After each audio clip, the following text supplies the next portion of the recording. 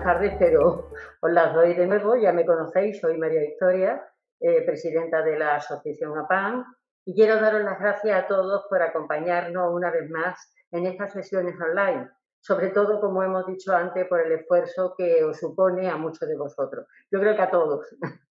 Me gustaría agradecer también al laboratorio Daiichi Sankyo por su colaboración para hacer posible este taller. Comentaros que debéis tener los micrófonos apagados y podéis ir escribiendo vuestras preguntas por el chat que hay habilitado. Si tenéis, por supuesto, alguna dificultad para escribir por el chat, podéis pedir el turno de palabra al finalizar la ponencia. Y ahora me gustaría trasladaros el objetivo de este curioso taller. Todos sabemos que a raíz de esta pandemia podemos observar en nuestro día a día y en los medios de comunicación todos los efectos negativos que ha generado la pandemia en diferentes ámbitos. Desde aquí, desde APAN, os hemos intentado ofrecer toda la información actualizada sobre los efectos de este virus y cómo afecta a nuestras patologías y tratamientos, pero sin embargo pensamos que hasta de las situaciones más difíciles se puede sacar algo bueno. Y tras diferentes estudios de investigación, parece que esto también se puede trasladar a la atención de la enfermedad cardiovascular. Consideramos que es muy importante mostraros esta parte positiva y que mejor que de la mano, que mejor que de la mano de un profesional muy querido por todos nosotros, como es el doctor Juan José Gómez Dobla, que es director de cardiología del Hospital Universitario Virgen de la Victoria de Málaga y presidente de la Fundación Andaluza de Cardiología. Así que le paso la palabra al doctor Gómez Dobla. Adelante. Tienes el micro apagado, ¿no? Que muchísimas gracias a María Victoria y a PAN y a todos vosotros por estar aquí esta tarde. Es un placer, como siempre, acompañaros y intentar ayudaros en lo que podamos. Este es un tema cuando me preguntó María Victoria de qué podíamos hablar, yo soy optimista por naturaleza y pensé que siempre que hablamos de las cosas malas y de los problemas que tenemos relacionados con el COVID, pues quizá habría que ver también la parte buena, que seguro que la tiene, y ahora intentaremos aclararla, de lo que esta pandemia puede significar para todos. Voy a hablar un poquito de salud cardiovascular, o centrado en la salud cardiovascular, porque la mayoría de vosotros estáis relacionados con estas patologías, pero veréis que algunos conceptos son conceptos muy generales que probablemente se pueden aplicar a muchos ámbitos de la salud e incluso de nuestra situación personal a diario. Voy a poneros una pequeña presentación que me va a servir un poco de introducción, pero yo creo que luego quizás lo más interesante sea el debate o lo que podamos hablar entre todos. Voy a poner la presentación un segundín y creo que ya la veréis. ¿La veis, no? ¿Sí? Vale. Sí, se ve perfecto. Sí. Pues si parece, empezamos, ¿no? Bueno, la primera es una paradoja, ¿no? Porque decir, oye, ¿tiene algo positivo la pandemia? Esto es como decir, bueno, es que la pandemia, si alguien tiene algún familiar que haya fallecido o ha pasado la enfermedad de forma grave, pues desde luego no puede ver nada positivo en esta pandemia que estamos atravesando. Pero sin lugar a dudas, de cada situación complicada siempre hay alguna solución, alguna ventaja y algo que podemos sacar en beneficio de ese problema, ¿no? Yo creo que eso es lo que he intentado un poco centrar en las próximas diapositivas, que de alguna manera veamos en qué nos ha podido ayudar y sobre todo, más que eso, ver qué puede significar, porque lo pasado está, pero probablemente lo que más importante es qué podemos sacar de bueno para los próximos años como consecuencia de que hayamos sufrido una pandemia. Y recordemos que esto es un momento histórico, es decir, yo se lo digo alguna vez a mis hijos, recordaréis cuando seáis mayores, diréis, es que yo pasé la pandemia del coronavirus, porque probablemente es una cosa que, fijaros, la última gran pandemia de este tipo fue la mal llamada gripe española, porque no era española, pero que pasó justo después, o casi en medio de la Primera Guerra Mundial, ¿no? Y hace de eso casi 100 años, ¿no? Entonces es un momento crítico, pero yo creo que también hay que prepararse para el futuro y sobre todo hay que prepararse desde el punto de vista de lo positivo, ¿no? Voy a pasar la primera diapositiva. Fijaros, esta diapositiva intenta reflejar un poco esto. Si os fijáis bien, la diapositiva no tiene nada, solamente una diapositiva que está, digamos, tiene un gradiente de color desde la izquierda hacia la derecha, desde menos azul a más azul, ¿no?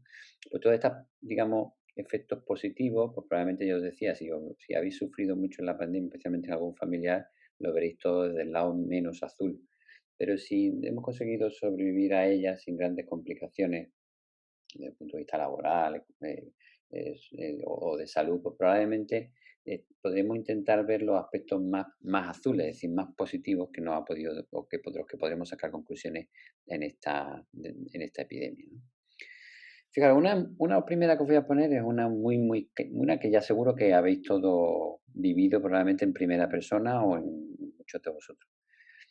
El uso de la mascarilla se ha, digamos, universalizado por todo el mundo. Es decir, ahora es casi muy difícil ver a alguien sin mascarilla, si no es que esté solo por el campo o esté en su casa. Y eso ha hecho que, obviamente, se ha hecho para evitar el contagio por el coronavirus, pero una cosa muy clara es que hemos visto a lo largo de los últimos meses que hemos tenido claramente menos ingresos por infecciones respiratorias convencionales, especialmente, por ejemplo, por la gripe, pero también otro tipo de problemas, por ejemplo, los cuadros alérgicos. Por ejemplo, el año pasado hubo claramente menos cuadros alérgicos que otros años, tanto en niños como en ancianos, porque además los niños, como habéis podido comprobar, son probablemente de los más disciplinados en el manejo de la mascarilla, ¿no? Eso además va ligado a que también, y especialmente me centro de nuevo en los niños han adquirido una cultura familiar, escolar, en la cual en la higiene de manos, por ejemplo, se ha metido en su rutina diaria. Y aunque probablemente se lo decíamos, estoy seguro que muchos de vosotros, a los que tenéis nietos, tenéis hijos, les decíais que os laven las manos antes de comer, o cuando vengan del cole, cuando vengan de la calle, pero ahora, gracias al coronavirus, hemos conseguido que esos hábitos son difíciles a veces de inculcar a la población, pero lo hemos conseguido sobre todo inculcar a los pequeños, que son probablemente los que a lo largo de los próximos años pues van a mantener esa cultura y probablemente la transmitan a sus descendientes. Tío, ya estás ahí. Ya estás ahí. Te falta el... Yo creo que esto es uno de los aspectos más positivos, ¿no? Sobre todo porque todos hemos aprendido de los virus, de cómo se contagian, de la vía aérea, de la gotita del Loeffler, que es la gotita que hacemos cuando estornudamos. Así que hemos conseguido una serie de hábitos que claramente van a perdurar en el tiempo y que van a seguir consiguiendo que tengamos pues, menos descompensaciones por infecciones respiratorias. Os recuerdo, por ejemplo, yéndonos ya al ámbito de la patología cardiovascular, que la principal causa de descompensación de un paciente de insuficiencia cardíaca son, por un lado, el abandono del tratamiento, el tomar sal, es decir, las transgresiones dietéticas, pasarse con la comida, y en el mismo ámbito de frecuencia, las infecciones respiratorias, las infecciones en general y sobre todo respiratorias. Es decir, que si conseguimos tener menos infecciones respiratorias, conseguiremos tener menos eventos y descompensaciones de insuficiencia cardíaca. También sabéis que, por ejemplo, hay culturas como las asiáticas donde el uso de la mascarilla ya estaba metida en su comportamiento habitual y en épocas de más polución, de más alergia o de predominio de la gripe, pues es habitual ver a población asiática ir con su mascarilla. Es decir, que eso ya ellos lo utilizaban y probablemente yo creo que eso va a quedarse en el futuro en nuestra población, ¿no? Uno de los aspectos más importantes es también este que os decía sobre el tema de la salud pública, ¿no? Es decir, uno de los aspectos también que cada vez más hemos tenido como consecuencia de la pandemia es que la salud pública es un bien de todos y depende de todos para conseguirla. Es decir, es realmente que el hecho de la pandemia ha hecho que, claro, lo que nos martillean en los medios de comunicación, en la televisión, en la radio, todos hemos aprendido de cómo se contagian los virus, de cómo podemos evitarlo, de qué estrategias podemos hacer, pues de tener una dieta sana, hacer ejercicio, etcétera, etcétera, que todo tiene repercusión a nivel, digamos, cardiovascular además. Pues esto ha hecho que nuestro nivel de información y de educación sobre la posibilidad de un contagio viral por cualquier tipo de virus y además la repercusión que tiene esto sobre la salud pública y cómo depende del comportamiento de todos, pues probablemente es otro aspecto realmente muy relevante. Yo creo que esto también es algo que se nos va a quedar porque va a perdurar en ese interés que vamos a mantener. Un tercer aspecto para mí importante es este, y es que sabéis que uno de los temas que cada vez se estaba empezando a hablar algo ya en España, porque en España es uno de los países que en teoría estaba muy concienciado con el tema de la polución, pero por ejemplo ya en Madrid, ¿sabéis? Con aquello de las nubes, de polución que hubo, sobre todo hace un par de años. Hay estudios, múltiples estudios, además a nivel internacional, europeo, donde claramente el aumento de los niveles de polución se relacionan con un aumento de la mortalidad, tanto por cáncer como por enfermedad cardiovascular, especialmente por enfermedad cardiovascular y enfermedad respiratoria, ¿no? Hay montones de estudios que claramente esto lo relacionan, y también hay cada vez mayor conciencia de que es un aspecto que hay que controlar desde el punto de vista público, desde el punto de vista de los ayuntamientos, de los estados, de los gobiernos, para intentar controlar las emisiones, porque claramente se relaciona con nuestra salud, ¿no? Y fijaos, un efecto clarísimo de la pandemia ha sido este, sobre todo en los momentos más duros de los confinamientos. Lo que ha habido es que ha habido una caída del tráfico fundamentalmente, es verdad que también de la actividad económica, por desgracia, y por tanto de las industrias, pero fundamentalmente del tráfico, que es muchas veces el principal contaminante. Ha hecho que los niveles de contaminación en la mayoría de las ciudades, de las grandes ciudades del mundo y por tanto a nivel mundial, hayan reducido. Voy a poner, por ejemplo, un ejemplo. Fijaros, estos son datos, lo rojo, lo que veis ahí en rojo es digamos, los niveles de óxido nítrico que había, por ejemplo, en marzo del 19, justo un año antes de la pandemia, en las zonas que más contaminación había, que eran Madrid, Barcelona, algo del Levante y un poquito por aquí abajo en Sevilla, fundamentalmente. Fijaros cómo, en Lisboa, ¿no? Cómo en la época del máximo pico de la pandemia, claro, hay claramente menos actividad, y cómo los niveles de contaminación caen en estas ciudades. Esto claramente tiene una repercusión clara en menos descompensaciones por enfermedades cardiovasculares o respiratorias, y sobre todo también tiene un efecto que también no he querido entrar en ello porque la verdad es que estos son efectos transitorios, por ejemplo, con todo el tema de la capa de ozono y el calentamiento global. Se han visto en diferentes estudios cómo claramente si esta tendencia la mantuviéramos no solo 3 meses, porque realmente para evitar el calentamiento global necesitaríamos años, pero ese tipo de actividad se bajara a la que hemos tenido en estos meses, pues probablemente conseguiríamos controlar todo el problema del calentamiento global, que será lo siguiente que vamos a tener como gran catástrofe, probablemente como no lo cuidemos, ¿no? Es decir, que claramente, digamos, el buscar formas de movernos, de darnos cuenta que probablemente no hay que estar como loco todo el día de un lado para otro y cogiendo el coche constantemente para todo, pues probablemente conseguimos también reducir y mejorar nuestra salud cardiovascular, ¿no? Pero hay muchos más efectos positivos y más desde el punto de vista cardiovascular. Uno, por ejemplo, ha sido ¿no? Sabéis que algunas comunidades durante la pandemia, por ejemplo, prohibieron el fumar en la calle, y especialmente en determinados espacios públicos, terrazas, por ejemplo, parques, campos de fútbol, etcétera, etcétera.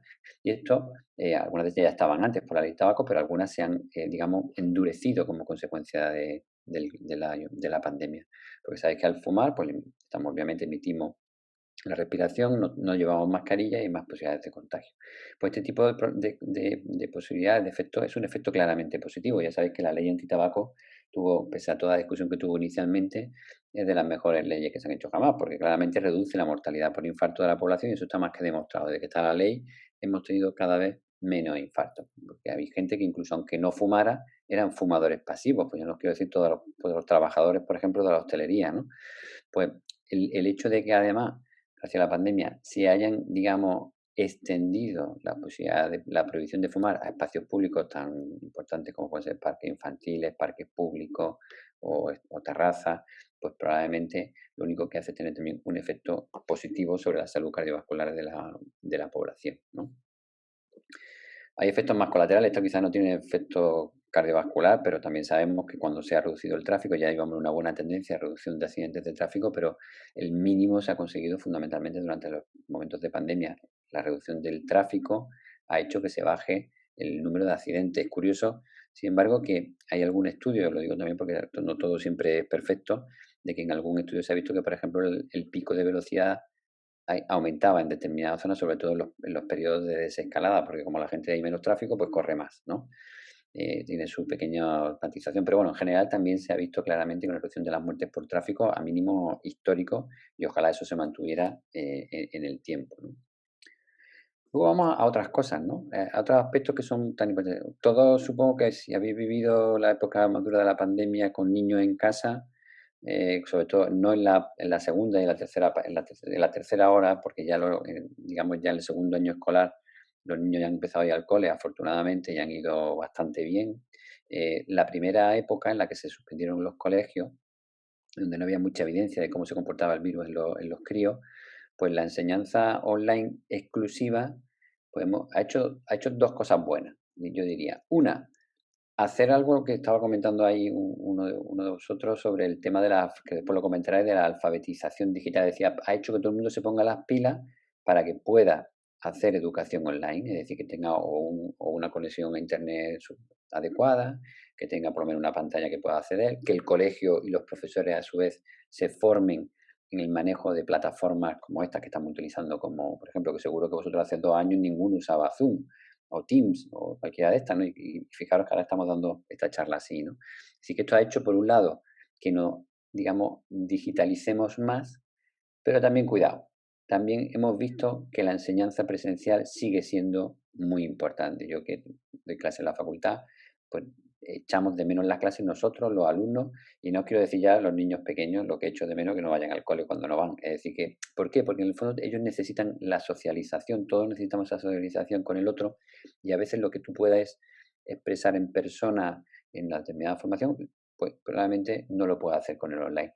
Digamos que la ventaja que vamos a sacar con esto es que vamos a llegar a una forma de educación más híbrida, donde haya una parte presencial, que además es importante que exista, sobre todo yo creo que entre más pequeños más, porque ellos pierden más la atención de la pantalla, sobre todo cuando están en algo que no les interesa mucho, pero sin embargo sí que nos va a permitir combinar enseñanza online con enseñanza presencial, porque todos ya hemos aprendido a manejar y sobre todo las compañías que se dedican a esto han desarrollado tecnología que nos lo hace súper fácil, ¿no? Entonces, por un lado, doble ventaja, que sabemos que es importante la que teníamos antes, pero hemos desarrollado la online que nos permite de alguna manera, digamos, mantener un sistema híbrido en el futuro. Un poco es esto, la alfabetización digital, sobre todo, esto no es necesario para las nuevas generaciones porque los chavales nacen con un móvil en la mano y es más, ya no saben ni teclear, todo lo hacen en una pantallita en el móvil o en la tablet, y desde niños de 2 3 años te manejan perfectamente un móvil, y en cambio personas de 70 80 años pues les cuesta a lo mejor en algún caso manejar WhatsApp, por ejemplo, ¿no? Pero esto ha hecho que cuando precisamente personas de más edad que han necesitado estar más aislados porque eran personas de mucho riesgo y no pueden estar en contacto con sus familiares, ha conseguido que muchos de ellos se hayan hecho este concepto que llamamos alfabetización digital, que es que han conseguido de alguna manera pues desarrollar herramientas como esta que estamos, que pues, te permite hablar con tu familia, que te vean, que puedas tener una relación con ellos. Hay gente que incluso sabéis que en Navidad ha cenado a través de Zoom, ¿no? O de Teams, es decir, que nos permiten mantener una cierta relación. Obviamente nunca va a ser lo mismo que poder dar a tu madre un abrazo o un beso, pero por lo menos lo ha mantenido gracias a esto. Y esto lo bueno que tiene es que se mantiene para el futuro para otro tipo de situaciones que probablemente nos hacen la vida más cómoda, porque al final lo digital también tiene su parte muy aprovechable. Entonces, claramente esto tiene un aspecto muy positivo, ha dado un empujón muy importante a esa población que un poco estaba racaneando porque decía, oye, no necesito aprender estas cosas porque no me hacen falta. Cuando ha visto que así han sido necesarias, pues como dicen, al final le ha hecho la necesidad de aprender, ¿no? Y ahora me voy un poco al sistema de salud. Es decir, un poco ya me voy a importar la parte general a lo que hemos aprendido en salud. Yo creo que lo más importante que hemos aprendido es que los sistemas de salud hay que cuidarlos, hay que mimarlos, hay que invertir en ellos, es decir, hay que poner dinero y hay que potenciarlos, porque es verdad que esto era una pandemia, una situación, esto es como cuando todo el mundo dice la autovía de, yo que sé, la A92 se colapsa los domingos en la entrada a las grandes ciudades, claro, pero es que son los domingos por la tarde o en verano, pero es que eso es normal, pues normal que el sistema con pandemia se colapse, pero lo que ha visto también es que en determinadas zonas, por ejemplo, como puede ser, por ejemplo, atención primaria, se ha visto superadas varias veces.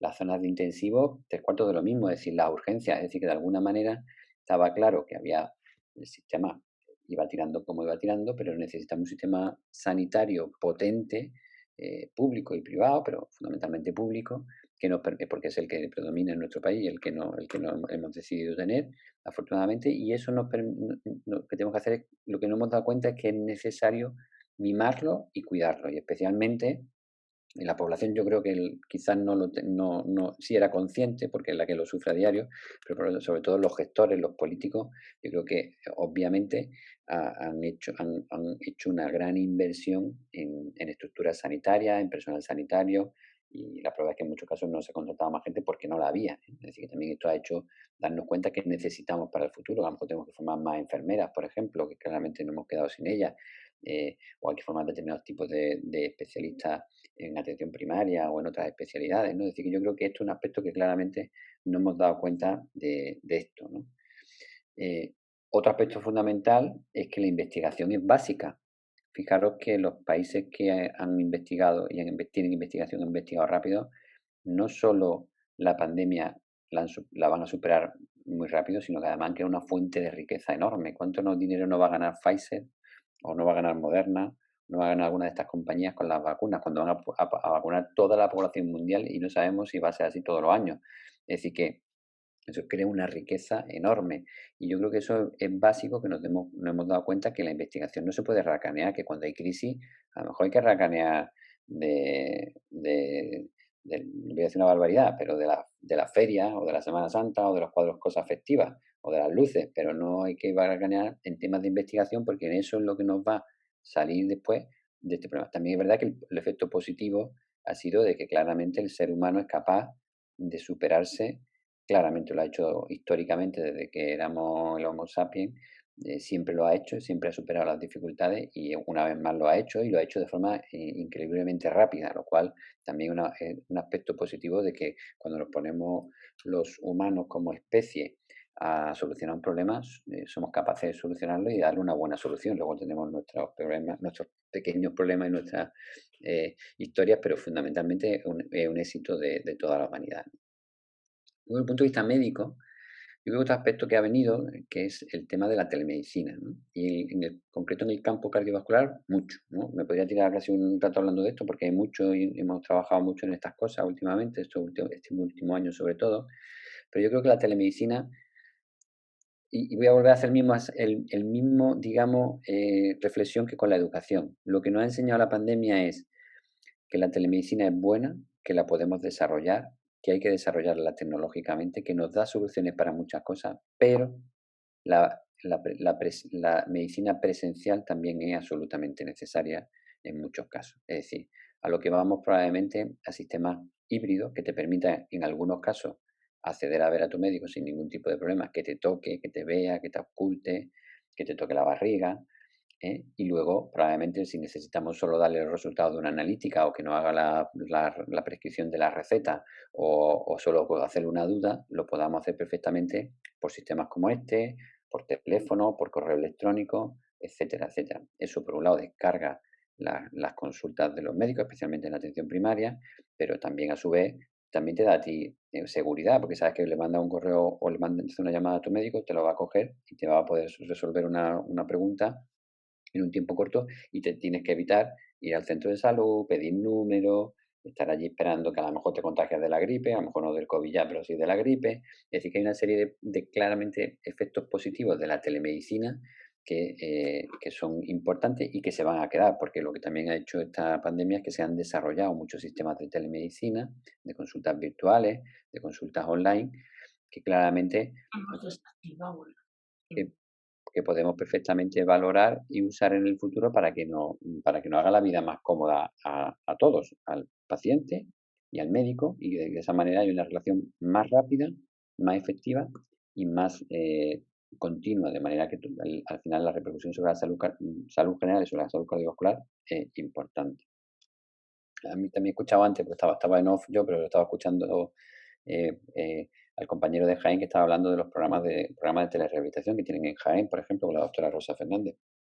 Y es de los aspectos que más se ha desarrollado, por ejemplo, en medicina cardiovascular. Porque uno de los problemas que hemos tenido con el COVID, que claro, la rehabilitación cardíaca no se podía hacer porque había que hacerla en un gimnasio, en un grupo cerrado, con gente corriendo, haciendo deporte, que no es difícil que estén con la mascarilla. Y entonces en la mayoría de los sitios se ha suspendido la rehabilitación cardíaca. Y cuando no se ha suspendido, se ha tenido que hacer en grupos muy pequeños, muy poca gente ha podido acceder a ella.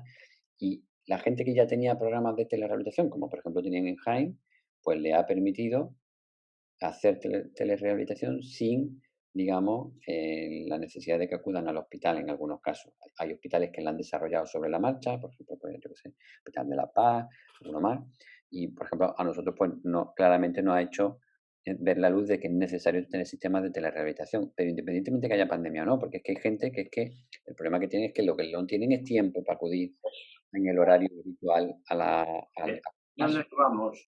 Entonces, lo que tenemos que tener son programas alternativos, como este, que es el que estamos desarrollando ahora nosotros con un proyecto europeo y una empresa danesa, que lo que te permite es hacer una telerehabilitación en casa, donde tú constantemente estás mandando tu información al médico y a la enfermera, y a su vez ellos te están contestando sobre cómo están esos resultados. De manera que hay visitas presenciales por teleconferencia, con vídeo, y a veces y también hay presencia en la propia consulta. Esto está claro que va a venir para quedarse porque lo que permite es que a todo el mundo le hace la vida más cómoda. El que trabaja, el autónomo, que casi siempre el pobre no hace la rehabilitación porque dice que tiene que trabajar y no le da tiempo. Pues con este programa lo puede hacer a la hora que quiera, lo puede hacer en los días que le venga mejor. Entonces, las mujeres que normalmente tampoco hacen mucha rehabilitación porque siempre tienen muchas cosas que hacer, tienen que cuidar a su madre, tienen que cuidar a los nietos, tienen que cuidar a su marido, tienen que hacer la comida, entonces no tienen nunca horario. Pues fundamentalmente estos programas de telerehabilitación están claros que hasta hace poco eran solo algunos los que lo iban desarrollando y ahora se están extendiendo como la espuma por todos los servicios de cardiología para intentar conseguir que los pacientes mejoren, porque la rehabilitación, como sabemos, claramente tiene un impacto brutal sobre la reducción, sobre la prevención de la enfermedad cardiovascular, con lo cual es muy importante que la tengamos más que desarrollada, ¿no? Esto me tira un poco me tira un poco para la parte mía, lo siento, pero lo tengo que decir. Otros efectos positivos también que yo veo de esto es que, y sabéis que eso ha pasado mucho y tal, es que también se ha valorado mucho a los profesionales de la salud. Y no me refiero a los médicos, ¿eh? Porque los médicos probablemente más o menos siempre hemos hecho lo mismo y siempre lo seguiremos haciendo. Pero hay un montón de profesionales que se dedican al negocio de la salud. Yo digo negocio en el sentido no de ganar dinero, sino de que están implicados ahí pero que en este tema, por ejemplo, del COVID, gente que se la juega todos los días. Yo he pasado mucho tiempo, vamos, y sigo pasando, algunos días vamos a hacer planta COVID, a ver pacientes con COVID, y uno de los pacientes, siempre me acordaré de varios pacientes, he visto por lo menos señoras de la limpieza que trabajan en sanidad, en hospitales públicos y privados, que acabaron en la UCI con neumonías por COVID porque eran señoras que eran las que limpiaban las habitaciones a pacientes con COVID. Y cuando en la primera parte de la pandemia no teníamos tanta protección ni sabíamos tanto del virus, pues cayeron como chinches con la infección y algunas de ellas lo pasaron muy, muy mal. Y ese tipo de profesional, que a veces no le echamos cuenta, los celadores, los pinches que van a llevar la comida al hospital, las auxiliares, es gente que está ahí metida y que es fundamental para que todo funcione. Porque claro, yo hago mi trabajo, pero digo que tengo que hacer esto, pero después hay esa persona, a lo mejor una persona mayor que hay que lavarla, hay que darle de comer, hay que bajarla abajo a hacerle una ecografía, hay que llevarla a la sala de cateterismo. Es decir, que hay una serie, hay que limpiar la habitación. Todos esos profesionales yo creo que de alguna manera se le ha dado un poco su valor y yo creo que eso también es muy importante para ellos. Desde el punto de vista de la salud cardiovascular, otro aspecto positivo es este. Y es que, claro, como no podemos ir a ningún sitio porque está cerrado los bares, que es el deporte nacional, ¿no? Pues fundamentalmente, ¿qué hemos hecho? Pues mucha gente, y la prueba es que durante las épocas de la pandemia más duras, donde había más gente era en el campo, haciendo senderismo, con la bicicleta, dando paseos, con sus mascarillas, eso sí, o según la zona que estuviera, pero grupitos de familias con niños, sin niños, gente mayor, que claramente como solo podían estar en casa y no había otras opciones de otro tipo digamos, de divertimientos, pues han vuelto digamos, al campo, a actividades deportivas fundamentalmente y lúdicas, pero muy basadas pues, en el paseo, en que te dé el aire libre, en que te dé el sol, porque claro, está todo el día metido en casa confinado, pues al final lo que estaban loco era precisamente a eso, que te diera un paseíto. O sea, yo creo que esto probablemente hará que gente que a lo mejor había olvidado esas posibilidades y tenemos sitios preciosos en nuestra provincia o en Jaén y muchos más probablemente, que son zonas preciosas para pasear, cómodas, que te permiten hacer ejercicio, que es saludable, que te permite hacer convivencia con tus amigos, con tus familiares. Y yo creo que esto es uno de los efectos positivos que además tiene un efecto sobre la salud cardiovascular súper importante. Es decir, mantener actividad física, ganas masa muscular, ganas en masa ósea, es decir, tienes menos osteopenia, claramente tienes mejoras tu salud mental porque te da el sol, mejoramos la vitamina D, que todo el mundo tiene la vitamina D baja ahora, es decir, ahí nace, perdemos peso, bueno, todos son ventajas, el ejercicio solo son ventajas y si al aire libre todavía más. Entonces yo creo que esto es un aspecto que la pandemia nos ha hecho volver a mucho al campo y yo creo que esto es una ventaja indudable, ¿no? Otra es esta, y no me digo la lectura, que también me podría dedicar a decir esa, pero no voy a decir la lectura, sino voy a decir sobre todo lo que quiero reflejar con esta diapositiva un poco es que hemos vuelto también a darnos cuenta, sobre todo quizás las generaciones un poco más jóvenes, que la vida tranquila tiene muchas ventajas. Es decir, que esta vida tan loca de correr estresados todos los días de un lado para otro, a un sitio, a otro, niños para un lado, niños para otro, ahora están en una cosa, no lo lleva a otra, mil actividades diarias, realmente no te satisfacen tanto como tirarte una tarde tranquilo en casa leyendo o viendo una película o dando un paseo por el campo o estando merendando con tu familia. Es decir, que yo creo que hemos ganado un poco en darnos cuenta de las cosas positivas que a veces las tenemos, pero no las usamos a veces porque estamos metidos en un mare magnum de otro mundo que es muy agitado, muy rápido y en el que nos dejamos llevar, ¿no? Entonces, claramente, la prueba es que hay mucha menos actividad económica, pero todo el mundo vive con menos y probablemente no vive peor en muchos casos. Obviamente, quien tenga problemas de trabajo hay que entenderlo mucho, pero digamos que en general ha habido un camino, una vuelta, y eso a su vez también tiene repercusión en salud cardiovascular. Sabéis que el estrés tiene claramente un factor desencadenante en la enfermedad cardiovascular, especialmente en la enfermedad coronaria, y el poder estar relajado, tranquilo, sin ese agobio de que tengo que hacer esto, que tengo que ir a comprar no sé qué, que no sé qué, esto probablemente tiene un efecto muy, muy positivo, especialmente en salud cardiovascular. Y voy a terminar con la última. La última que quizás tiene una parte mala, yo le veo, ¿no? La parte mala es que, claro, una parte buena de esto es que nos ha hecho, a muchas familias les ha hecho estar en casa todos juntos mucho más tiempo del que estaban previamente. Y no digo tanto niños pequeños, pero sobre todo, por ejemplo, con adolescentes, que sabéis que están todo el día para arriba y para abajo, que les gusta todo el día en la calle, pues probablemente han hecho que en muchos casos los núcleos familiares se han estrechado más, porque han hecho más convivencia y esto es algo claramente positivo porque es una ventaja, eso es salud familiar y al final se repercute en salud general, ¿no? Tiene una pega y yo creo que la pega que hemos tenido con el confinamiento y con el COVID es que como esta enfermedad, por desgracia, las personas de edad son de alto riesgo, ha hecho que en estos lazos familiares más estrechos, como las personas mayores no estuvieran incluidas, es decir, no vivieran en estas unidades, pues lo han pasado muy mal y lo siguen pasando mal porque tienen que andar con mucho cuidado, que los niños no se les peguen mucho, que no puedan los nietos, si son jovencitos, adolescentes, no se acerquen a ellos. Quizás cuando no son convivientes de la misma unidad, pues probablemente ha sido el efecto más negativo probablemente que yo le veo a la pandemia, porque estas personas que además muchas de ellas viven solas y tal, pues lo llevan muy, muy mal. Y es lógico que lo lleven mal porque han perdido mucho contacto social y especialmente de sus seres más queridos. Pero en aquellos que, digamos, sí que son convivientes, pues claramente un efecto positivo ha tenido lo mismo, un poco a lo de la vida tranquila que les decía antes, y de volver un poco a las raíces, a no volverse un poco loco de esta partida para abajo, porque probablemente lo más importante lo tiene uno en casa y no por ahí dando, por ahí fuera, ¿no? Entonces, realmente yo creo que esto es otro aspecto muy, muy positivo, con esa salvedad que les decía de las personas de edad, ¿no? Y bueno, eso es lo que yo os quería contar. No sé si a lo mejor esperabais más cosas, no sé vuestra idea, pero era un poco las reflexiones que yo hacía sobre los efectos positivos de la pandemia. Y no sé si queréis, son las 6:15, creo que se habla un poquito más de la cuenta. Si queréis que comentemos alguna cosa, algún aspecto, pues encantado de contestarosla, si puedo. Brevemente. Bueno, vamos a ver, doctor Gómez Dobla, por supuesto que se han visto muchos puntos positivos que realmente cuando hemos estado encerrados en casa y tal no hemos pensado en ello. Vamos siempre pensando en lo peor, eso es lo que tenemos de mal y lo que nos hace, bueno, pues que algunas personas hayan cogido una depresión o que incluso se le haya hecho demasiado largo. La verdad es que hay muchísimos puntos positivos que se han debido de en este caso, cuando ya lo sabemos ahora, de potenciar mucho más y además de practicarlo.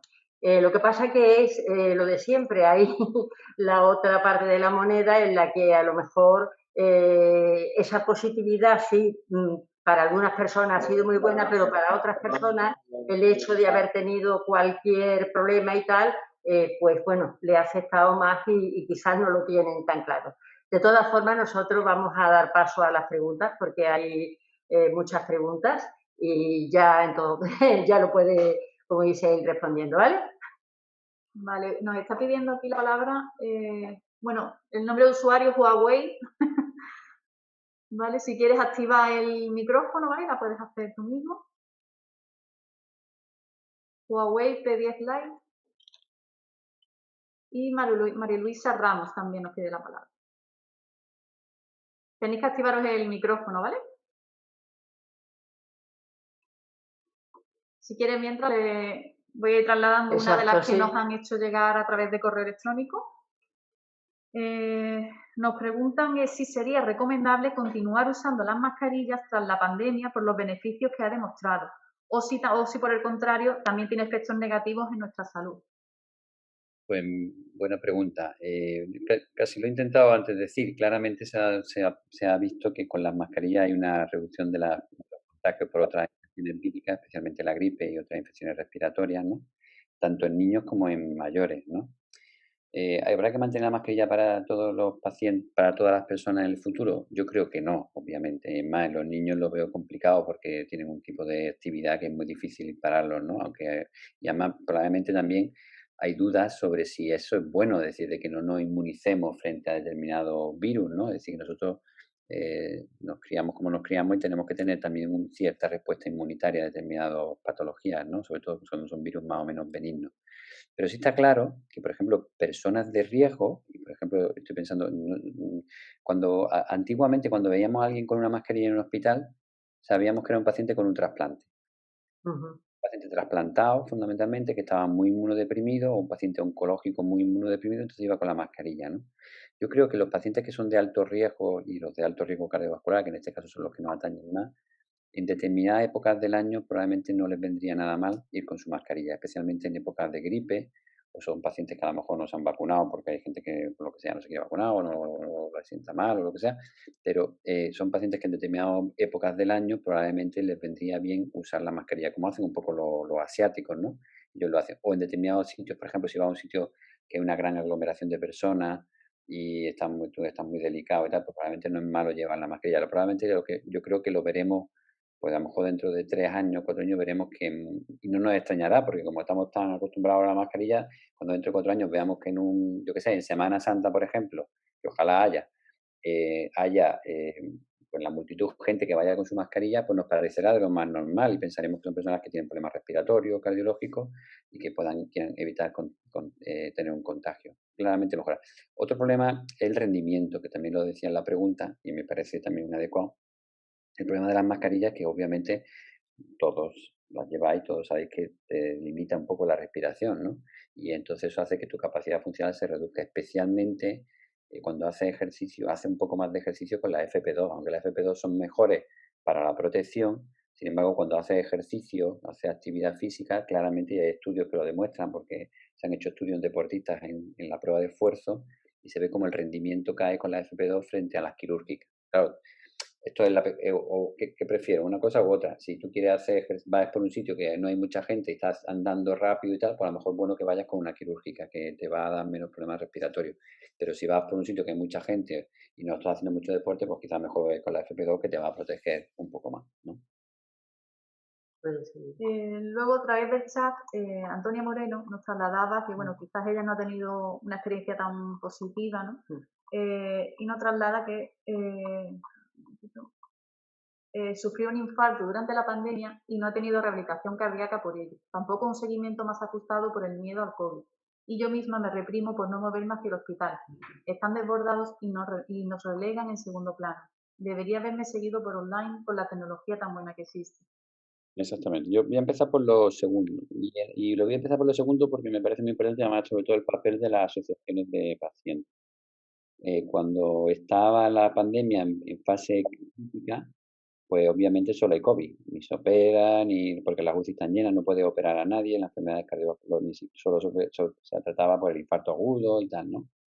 Cuando empezó a bajar la pandemia, sobre todo en la primera hora, la segunda hora, se le dio prioridad a lo oncológico, obviamente, también. Entonces empezó sobre todo a hacerse, las consultas de oncología, por ejemplo, no se pararon, pero claro, mucha gente no iba o tenía miedo y tal. Pero lo que sí ocurrió es que se operaba menos y cuando se bajó se hizo la desescalada, todos los hospitales han dado prioridad a todo lo oncológico. Nosotros lo que decimos, que ya ahora ya sí se está teniendo en cuenta, porque lo hemos visto, desde la Sociedad Española de Cardiología se ha hecho, y desde la Fundación Española, la Fundación Inglesa se ha hecho mucho hincapié, es que la enfermedad cardiovascular tampoco se debe de parar.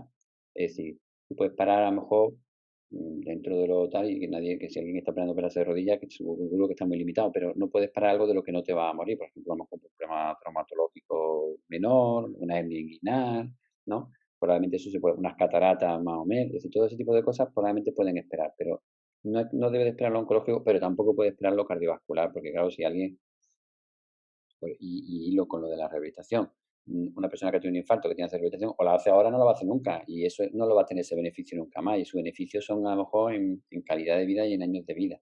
Pero es que además el paciente que está esperando, por ejemplo, para operarse de una válvula, no puede esperar un año para operarse. Si es de los que tiene que esperar, a lo mejor puede esperar un año porque su patología lo permita, pero habrá pacientes que solo pueden esperar un mes. Pues en esa fase de desescalada hay que dar prioridad a lo oncológico, obviamente, pero también a lo cardiovascular para que esos pacientes no esperen tanto. Y nosotros eso, por ejemplo, lo peleamos mucho ya en nuestro hospital, pero también lo hacemos a nivel de las sociedades para que ya, por ejemplo, en esta tercera ola, casi los únicos quirófanos que no se han parado han sido los oncológicos y los de cirugía cardíaca y la sala de hemodinámica. Obviamente siempre hay líos porque el problema después te viene si el paciente tiene que ir a la UCI y no hay cama de UCI, pues no lo puede operar porque es que no tiene dónde acostarlo luego. Entonces, si hay que operar, si se operaban 11 a la semana, pues se operan 7, ¿no?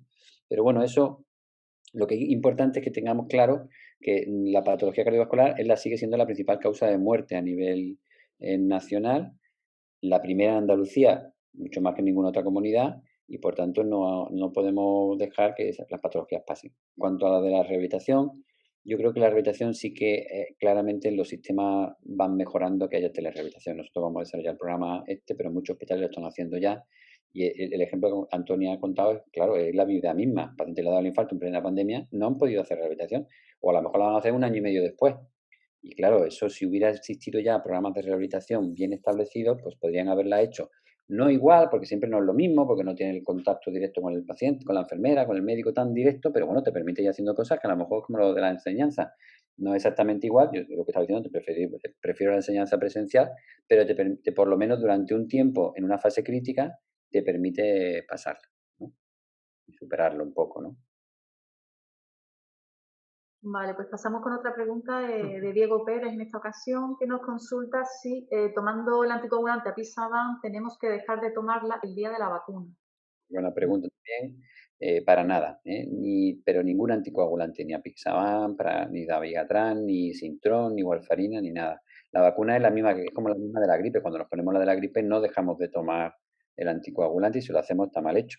La vacuna, si no la habéis puesto todavía, es una vacuna que se hace subcutánea, es decir, que se pincha un pellizquito aquí, se pincha ahí, y eso como mucho que te haga un pelín de hematoma, pero para nada hay que hacer ningún tipo de suspensión de la tal, ni existe ninguna contraindicación con la anticoagulación. Ya se ha hecho también un comunicado desde la Sociedad Española de Cardiología para que nadie que tenga anticoagulado no se vacune por ese motivo, ni o se le deje de vacunar por ese motivo. Al contrario, son personas de riesgo, precisamente lo que tienen que estar vacunadas. Vale, ahora nos está pidiendo la palabra César de Cardiofine. Cuando Abre el quieras, César. micrófono. Sí, ya estoy aquí. Mira, yo quería solamente hacer una pequeña puntualización apuntando en lo que decía el doctor Domegobla. Hace poco tuvimos, referente a la rehabilitación, el parón que ha sufrido por la pandemia. Nuestra compañera Antonia, que es la que está escribiendo estos mensajes, ha tenido una mala suerte de que le ha dado al principio cuando se paralizó todo. Pero también ha tenido más mala suerte, pero no somos prototipo de ejemplo para nadie por una razón, porque Jaén es la única provincia que ha tenido la rehabilitación paralizada, porque como los que estáis cercanos lo sabéis, nuestra cardióloga de rehabilitación, Rosa, estaba embarazada y tuvo unos meses de baja finales, más los de la lactancia. Se acaba de incorporar ahora en febrero.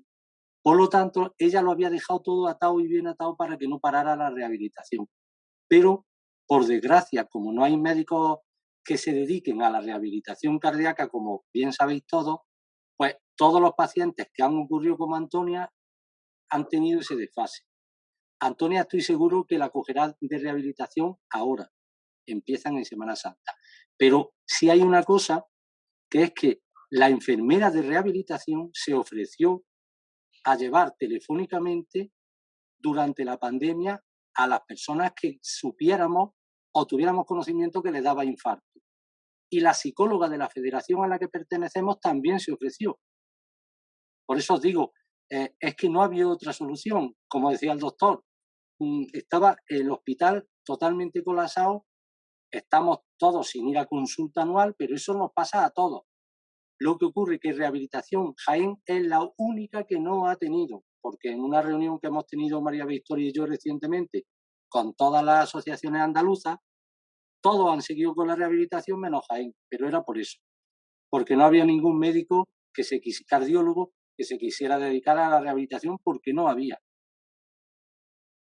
Es solamente eso, que no es que la rehabilitación, en lo que estábamos hablando de los medios positivos, claro que es positiva la rehabilitación perfecta, ya me llamó Rosa para decírmelo el otro día, pero que hasta que no se ha incorporado no la podemos poner en funcionamiento. Eso es todo.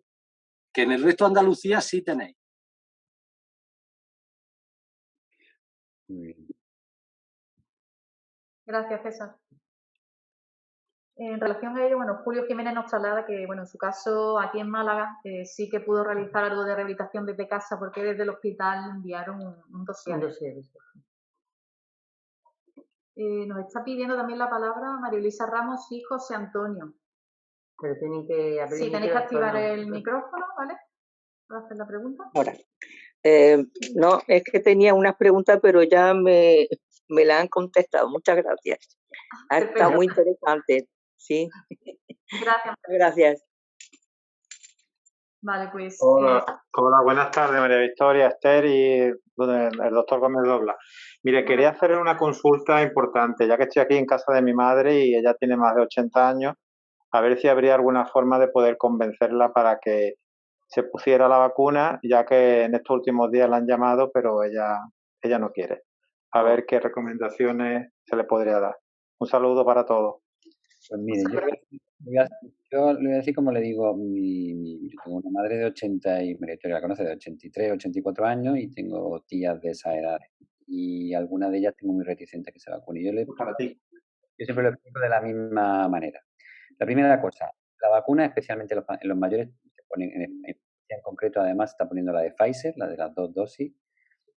Es verdad que todos teníamos una pequeña inquietud con la vacuna, porque es una vacuna que se ha hecho muy rápida, con un sistema nuevo y tal, pero como les decía antes, nosotros hemos tenido en el hospital, somos 3.500 trabajadores o más, solo en el hospital clínico, pero en Málaga, en la provincia somos muchos más, somos más de 15 o 20.000, todos están vacunados, y que yo sepa a día de hoy no ha habido una reacción importante. Sí, es verdad que a algunas personas le da un poquitín de fiebre el primer día, o le da, no el primer día, le da un poquito de dolor, como pasa con la vacuna de la gripe, te da un poquito de dolor en el pinchazo, y especialmente en la segunda inyección es cuando te da un poquito más de reacción, que a algún paciente le ha dado un poquito de fiebre, a mí ni siquiera me dio nada.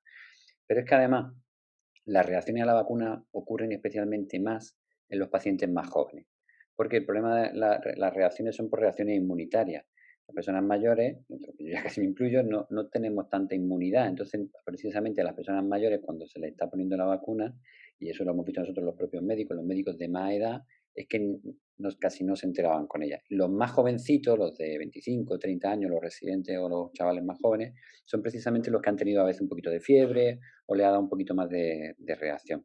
Pero las personas de más edad precisamente hacen muy poquita reacción local, con lo cual, digamos, desde el punto de vista de ponerse la vacuna, de que le vaya a pasar algo, no le pasa y nosotros no hemos visto nada. Y después es verdad que se está muy alerta porque hay muchos estudios de farmacovigilancia a nivel mundial, ya hay vacunadas millones de personas, y en principio no se está viendo ningún tipo de reacción importante. Eso es la parte que a uno le preocupa, de decir, bueno, pues yo no me pongo la vacuna porque me preocupa porque me vaya a pasar algo, ¿vale?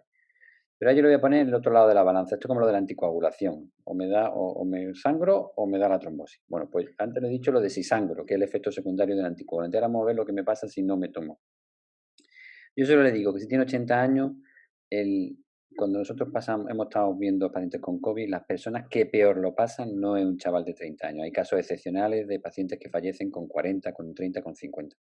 Pero los pacientes de más de 75, 80 años lo pasan fatal cuando pillan el COVID, pero fatal, fatal. La prueba es que miren lo que ha pasado en la mayoría de las residencias y no es porque se puede decir que se atiende, es que les afecta de forma especialmente grave porque producen insuficiencia respiratoria muy grave y muy rápida y además muy incómoda, ¿no? Quiero decir, que no es que una cosa que usted dice, hay gente que dice, no, pues yo es que me muero de pronto y ala. No, no, es que con el COVID no se muere de pronto. Se tiran un montón de días en el hospital, cada día peor, con poco tratamiento porque no hay mucho tratamiento y encima al final siendo una persona mayor de mucho riesgo de fallecer. Entonces, la alternativa de no vacunarse es claramente peor que la de vacunarse. Vamos, no tiene lugar a duda. ¿Eh? Es decir, que eso... y hay gente que dice, bueno, es que yo no me vacuno para que como también una opción, hay gente que dice, yo no me vacuno porque me da miedo, pero como todo el mundo se vacuna, no lo va a coger. Es cierto, probablemente la inmunidad esta que llaman de rebaño, es decir, cuando hayamos muchos vacunados, va a haber muy poquita gente que sea capaz de portarlo. Pero también te hace vivir siempre estar un poco en esta incomodidad, en esta burbuja pendiente de si lo puedes coger o no lo puedes coger. Yo le digo que claramente no tiene color.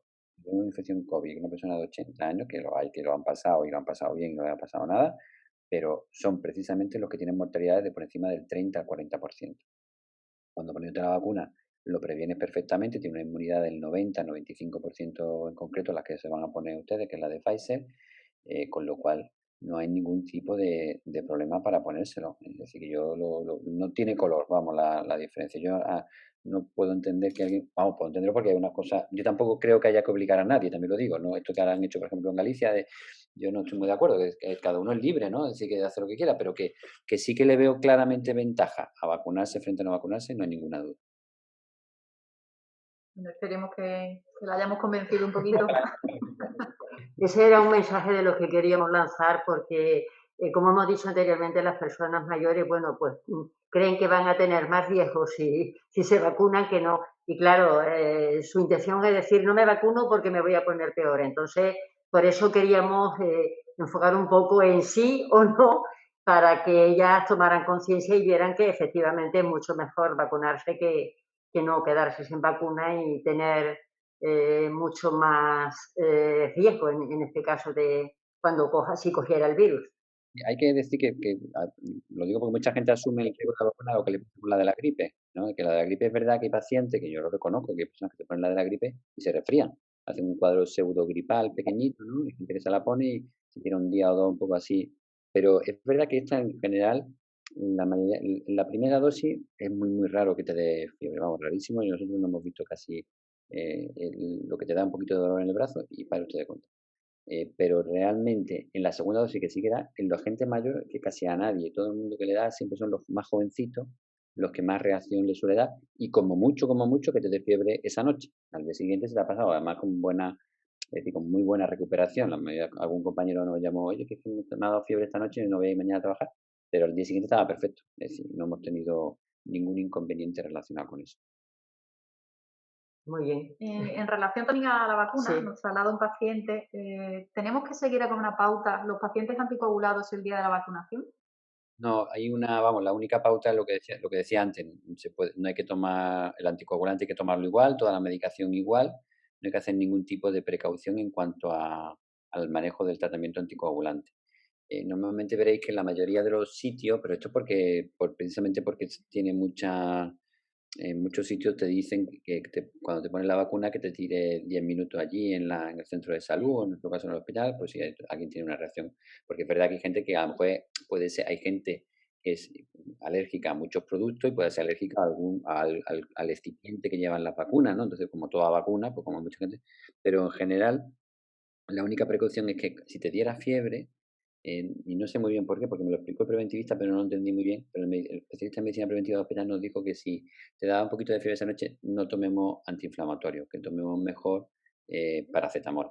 Así que si te nota un poquito de febriculilla esa noche por la vacuna, pues entonces te tomas un paracetamol sin ningún problema, o un nolotil, pero no tomar antiinflamatorio, que bueno, ya de nosotros ya sabéis que no nos gustan nada los antiinflamatorios por el tema de la hipertensión y todo eso y de la insuficiencia cardíaca, pero bueno, es la única, digamos, recomendación que hay que hacer.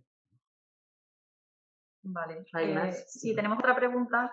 Nos dicen, ¿es cierto que los pacientes con enfermedad cardiovascular debemos reducir la ingesta de líquidos para evitar una mayor retención ante un posible contagio? No, nosotros tenemos los pacientes con enfermedad cardiovascular, especialmente con insuficiencia cardíaca, deben de no tomar mucho el líquido como por poca sal que tome, inadvertidamente tomamos sal, porque la mayoría de la sal que tomamos ya viene, digamos, en muchos productos que compramos inadvertidamente, pues hay que evitar el consumo, sobre todo en pacientes que están muy descompensados, no tomar grandes cantidades de líquido, pero en mucha cantidad de día estamos hablando no más de 2 litros. Muy poca gente se bebe, desafortunadamente, más de 2 litros al día, porque lo de suyo es que bebiéramos más, sobre todo agua. Entonces, no hay ninguna pauta por eso, porque vaya a contagiarlo, no puedas beber. Lo que sí no hay que tomar es mucha sal, porque si tomamos sal, por poco líquido que tomemos, ese líquido lo vamos a acumular y lo vamos a retener, se nos va a quedar ahí y vamos a producir hinchazón, edema, pérdida de peso, etc. Bueno, por mi parte no hay más preguntas, ¿vale? Si alguien quiere comentar alguna duda más. ¿Nadie se anima? Bueno, parece que ha quedado todo muy claro. Yo creo que hay muchas preguntas que hacer, lo que pasa es que no, en un momento determinado que las podemos hacer ya nos cortamos, pero sí que tenemos muchas preguntas sobre el COVID. Más que nada, el miedo a cogerlo, bueno, pues por la circunstancia que tenemos, por la patología que tenemos, y luego todas esas preguntas que se han hecho, o sea, si la vacuna sí, si la vacuna no, y por supuesto los puntos positivos, hay muchísimos, pero indiscutiblemente, como en todo, hay también negativos, o sea que tenemos que compensar unos con otros. Así que yo creo que si tenéis alguna otra pregunta, tenemos aquí al doctor precisamente para que nos lo aclare. En el momento. Sí. En principio, por el chat tampoco. Bueno, pues yo creo que ha quedado todo muy claro. Bueno, eso ya a modo de colectivo o de asociación, a los pacientes con cardiopatía, ¿cuándo nos va a tocar la vacuna? La pregunta del millón. Esa es la pregunta del millón. Ya sabes que eso no lo decidimos nosotros, lo decide el ministerio. Ya. Vamos, parece que se está haciendo el criterio de edad y yo creo que ya te lo comenté alguna vez hablando contigo hace un ratito, que el problema que hay es cómo diferencias tú unos enfermos de otros, que esto es muy peliagudo, ¿no? Imaginemos, por ejemplo, que decimos que se tienen que vacunar los cardiópatas, pero no los pacientes y los oncológicos, pero no, por ejemplo, los pacientes reumatológicos, por poner un ejemplo, ¿no? O los pacientes con problemas digestivos. O la asociación de pacientes de eso se quejarían, porque es difícil. Entonces yo creo que el criterio de edad parece el más razonable, porque, porque obviamente lo que sí se sabe por el COVID es que las personas que más fallecen son dos grupos, vamos, fundamentalmente el primer factor claramente es la edad, ¿no? Es decir, la edad es el más potente, por lo tanto el que hay que tener muy claro. El segundo factor es los factores más relacionados, los varones tenemos más riesgo que las mujeres, claramente, en este sentido. Luego también los pacientes con patologías respiratorias, ¿verdad? Los pacientes con sobrepeso o obesidad importante, los jóvenes lo pasan muy mal también porque ya tienen una capacidad funcional respiratoria reducida. Y entonces, los pacientes que hemos visto algunas veces jóvenes que se nos ponen muy malos, casi siempre muchos de ellos son problemas con apnea del sueño, obesos. Estos pacientes o tienen la capacidad respiratoria y la neumonía por COVID les afectan bastante más después en sus problemas respiratorios. Pero serían esos los pacientes que más. Yo creo que probablemente lo que van a seguir bajando ahora mismo, por ejemplo, en Málaga, por lo que yo sé, se está vacunando a los mayores de 80 y la mayoría de los centros de salud. Luego se va a pasar probablemente a los mayores de 75, mayores de 70 y también es verdad que la gran mayoría de los pacientes cardiovasculares en general son de edades mayores. Ya estás quitándote gran cantidad de los pacientes con enfermedades graves y cardiovasculares. Entonces, pues probablemente vayan bajando por ahí. Por otro lado, están vacunando con la vacuna de Astra, que es la que solo se puede poner porque es más efectiva en gente joven, al personal, digamos, en contacto de riesgo, como pues son policías, bomberos, maestros, servicios de primera asistencia, y que parece razonable también así. Y yo creo que por un lado y por otro, poquito a poco, hombre, no sé si llegaremos al famoso 70% antes del verano, pero si hubiera vacuna yo creo que sí, porque realmente no, si al final de la gripe nos vacunamos, se vacuna muchísima gente y se hace de una forma muy sencilla, ¿no?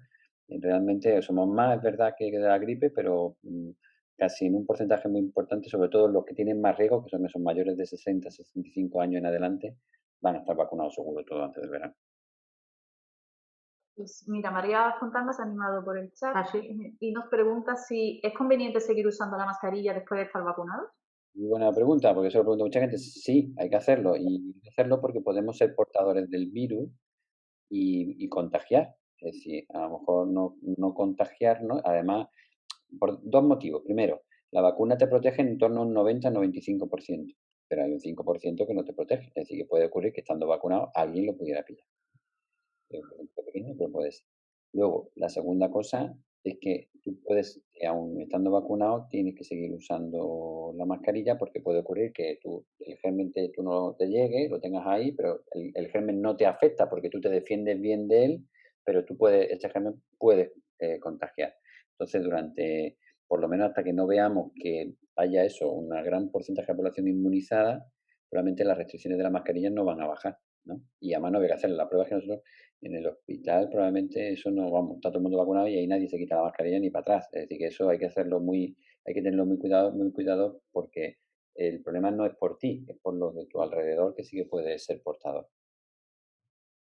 Luego hay otra pregunta que también hacen mucho, lo voy a decir ya también, porque es que si ya ha pasado el COVID me tengo que vacunar, ¿no?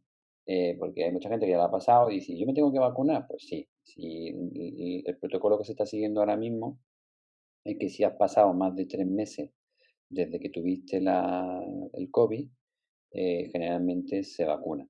Si tienes menos de 3 meses se espera porque todavía probablemente tienes mucha inmunidad para no hacer una respuesta. Incluso en algunos de estos casos se está hablando, aunque creo que el protocolo hasta la fecha siguen siendo 2 vacunas, pero se está hablando en algunos países sobre todo de que si ya la has pasado, con solo una dosis de recuerdo sería suficiente y no necesitaríamos tener 2 dosis. Pero esta pregunta también se hace con mucha... Parece que se están animando ahora. Sí. Pilar de Cardio Jaén nos pregunta, ¿qué vacuna es mejor para nosotros como pacientes? Bueno, yo creo que ahora mismo con la que más experiencia es la de Pfizer y es la que se está poniendo, yo la mantendría. La de Moderna también, son las dos que tienen un porcentaje muy alto de inmunidad, son las que usaríamos. Y luego una pregunta que han hecho ahí también, la de si por qué se tardan a aprobar la vacuna rusa y la china, pues esto es porque es por el sistema de cómo estas son las reglas del juego que hay que mantener. La Agencia Española la Agencia Europea del Medicamento, la EMA, y la FDA, que es la Food and Drug Association, que es la americana, son digamos, las instituciones que tienen que avalar que cualquier fármaco salga. Y tienen unos criterios súper, súper rigurosos. Y esos criterios están muy, muy bien estipulados, que en muchos de estos casos se han acelerado muchísimo pues, para poder usar la vacuna lo más pronto posible. La prueba es que, por ejemplo, Inglaterra lo ha hecho por su propio sistema para no tener que esperar a la EMA con la vacuna de Astra, por ejemplo. Y el problema es que eso para poder aprobarlo, lo primero que tienes que tener son estudios que sean claramente, puedan ser bastante bien auditados y valorados, que demuestren claramente el beneficio de la vacuna y la ausencia de efectos secundarios. Si tú no aportas esos estudios, la agencia española, la agencia europea o la americana no te lo va a aprobar. Entonces tienes que mandar pues, todos los datos de miles de pacientes que hayas probado, ya sean voluntarios o lo que sea, para ver que realmente la vacuna funciona, si no, no lo hacen. Y me parece razonable, porque entonces, precisamente, si no hiciéramos no se hicieran ese tipo de controles, pues, y aún así, haciendo los controles, hay fármacos que tienen algunos efectos secundarios que agradecen después, pero si no hiciéramos, el problema es que te podrían poner ahí en el mercado cualquier producto y tú no sabes, después eso no está bien controlado, las posibilidades de complicaciones que pueda tener, ¿no? Por eso es tan restrictivo, ¿no? Sí, José de Cardio Jaén nos dice que ¿por qué Europa esa la acaba de contestar. Esa es la que acaba de contestar. Sí. Entonces, María Fontana. María Fontana, exactamente. ella dice que se espera alguna vacuna que realmente mate el virus. Vale.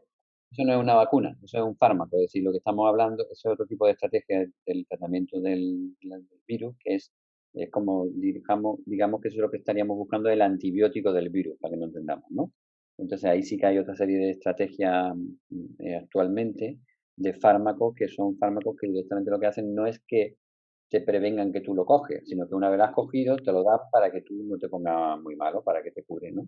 Entonces, esos fármacos, que son sumamente fármacos antivíricos, hay varios en el mercado, pero todavía ninguno tiene estudios, bueno, el mercado tiene estudios, pero ninguno todavía tiene estudios importantes de que hayan demostrado un beneficio.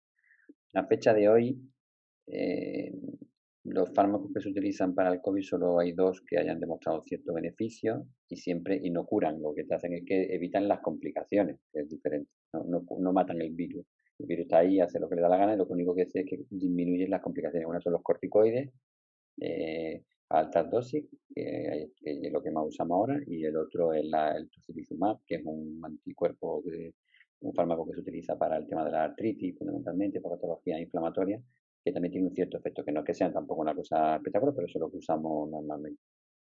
Ahora se está hablando también de la colchicina como una posibilidad, pero ese, por ejemplo, todavía no tiene estudio de peso para decir que se pueda usar en la mayoría de los casos.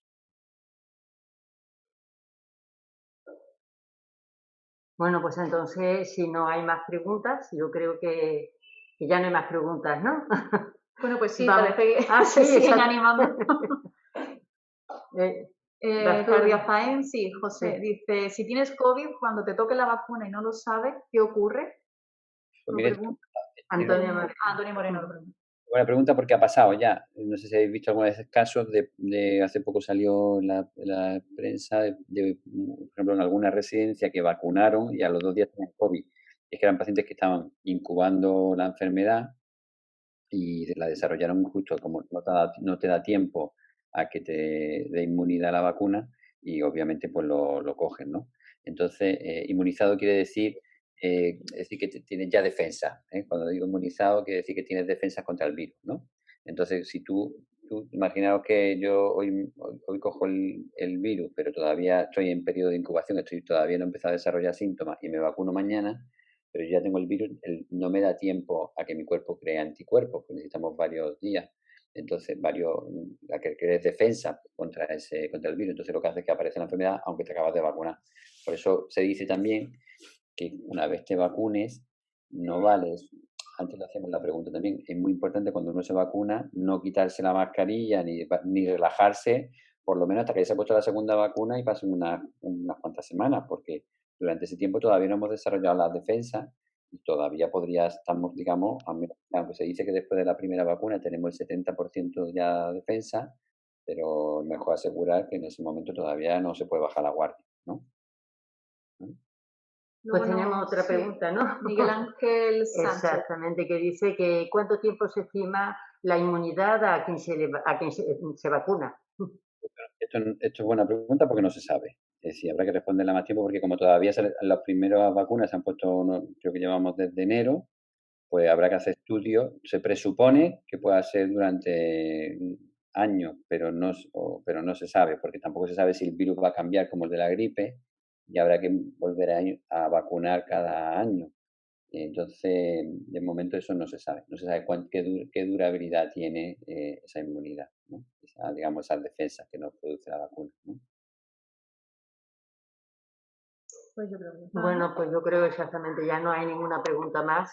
Entonces, bueno, hemos sacado muchos puntos positivos, o sea, se ha visto, como he dicho anteriormente, la positividad de lo que ha sido la pandemia, que nunca lo hemos pensado, o sea, no hemos ido siempre a pensar todo lo malo. Y luego, además, se han aclarado muchísimas preguntas sobre la vacuna, que todo el mundo, bueno, pues tiene en mente porque no sabe cómo va a reaccionar la vacuna en su organismo, no sabe si ponérsela, si no, o sea que aquí lo hemos podido aclarar, el doctor Gómez Dobla, bueno, pues lo ha contestado a todo y por supuesto quiero dar las gracias a todos los que nos estáis acompañando hoy en todos los talleres que hemos hecho anteriormente y al doctor Gómez Dobla, bueno, pues por este tiempo que le hemos robado y toda la información que hemos recibido.